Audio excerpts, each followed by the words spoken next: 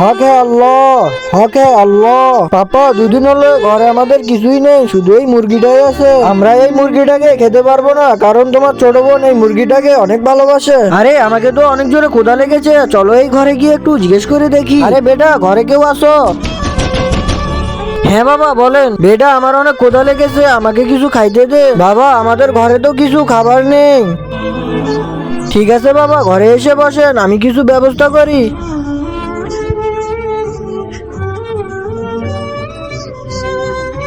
হে আল্লাহ, আপনি করম করেন এই ঘরে। বাবা, আপনি এখানে বসেন। হ্যাঁ বেটা, বসতেছি। হে আল্লাহ, করম করেন এই ঘরে। বেটি, বাবাকে তো খাবার দেওয়ার মতো আমাদের ঘরে কিছুই নেই। এক কাজ করি, তোর ওই বোনের মুরগিটাকে বাবাকে খাওয়াই দে। আরে মুন্না, তুমি এখানেই দাঁড়াও, আমি এখনই আসতেছি।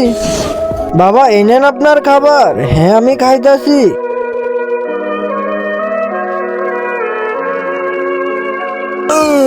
এই নাও বেটা, আমাকে খাওয়ানোর জন্য তোমাকে অনেক অনেক শুক্রিয়া। আরে আমার মুরগিটা কোথায় গেল?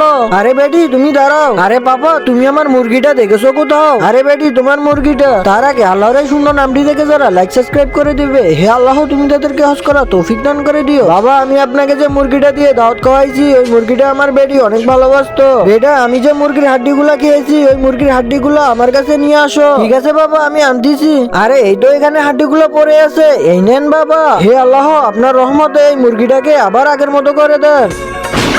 এই নাও বেটি, তোমার মুরগি। আরে বেটি, তুমি বলো এটাই কি তোমার মুরগি, তাই না? আরে বাবা, হ্যাঁ হ্যাঁ হ্যাঁ, এটাই তো আমাদের মুরগি। আমি আল্লাহর দেওয়া এক নেক ফেরেশতা। আমি তোমাদেরকে পরীক্ষা করার জন্য এসেছি, তোমরা পরীক্ষায় পাশ করেছো। আমি দোয়া করি আল্লাহ তোমাদের সব দুঃখ কষ্ট দূর করে দিক।